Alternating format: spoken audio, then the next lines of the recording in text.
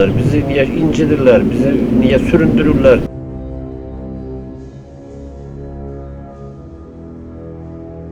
Bizə heç bir yerdən ev verilmir. Ümumiyyətcə Qaçqın.com-un qaynar xətti biz yığanda bizim telefonumuzu götürmürlər.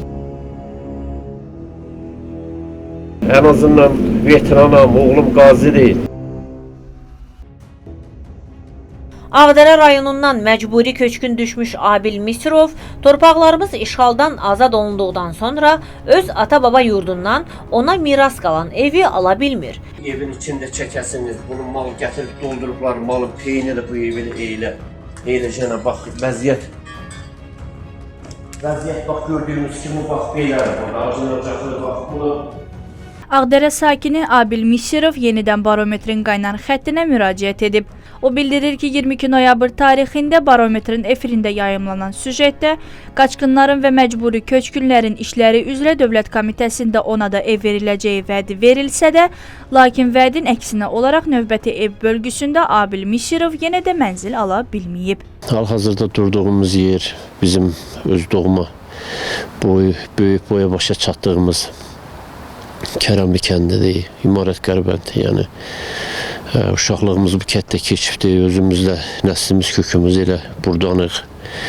Durduğumuz bax bu yerdə mənim baba yurdumdur, ata yurdum yox, baba yurdumdur.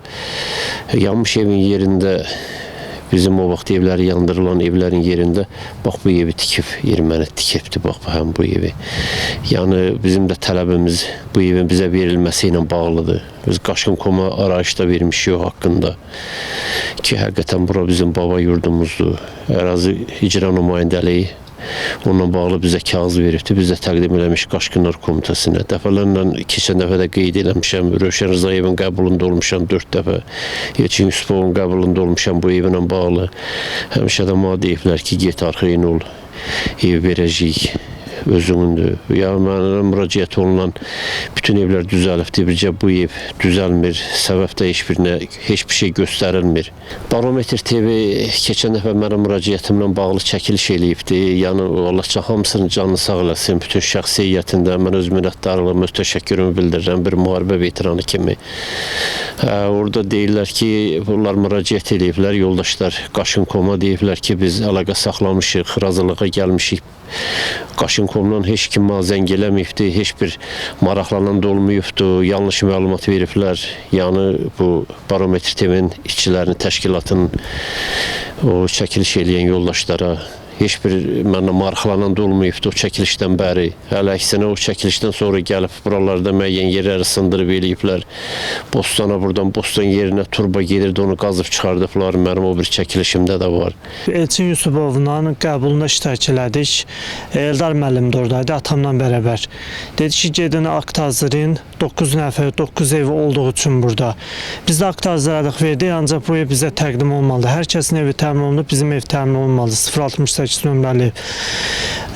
Bir qazi olaraq xahiş edirəm, hörmətli cənab prezident və vitse-prezident Mehriban xanım Əliyevadan bizim evlə təmin olmamıza köməklik göstərsin. Bu ev təmin olsun. Bu evdə təmin olunmursa, Çapar kəndində yerləşən 29-10 nömrəli evi təmin edib bizə versinlər. Qeyd etmək istəyirəm ki, bizə heç bir yerdən ev verilmir. Ümumiyyətcə Qaçqın.com-un qaynar xətti biz yığanda bizim telefonumuzu götürmürlər. Versinlər də qardaş, təmir eləsinlər, cəmaət həyətləri bizə də elə bizim evimizi versinlər. Bizi niyə incidirlər, bizi niyə süründürürlər, niyə vətəndaşı belə bir vəziyyətə qoyurlar. Ən azından veteranam, oğlum qazi deyil. Canımızı qoymuşuq. Bu vətənin, bu torpağın yolunda öz borcumuzu yerinə yetirmişik. Vətəndaş adiyyəti qurumlardan ədalətli yanaşma və problemin aradan qaldırılmasını xahiş edir.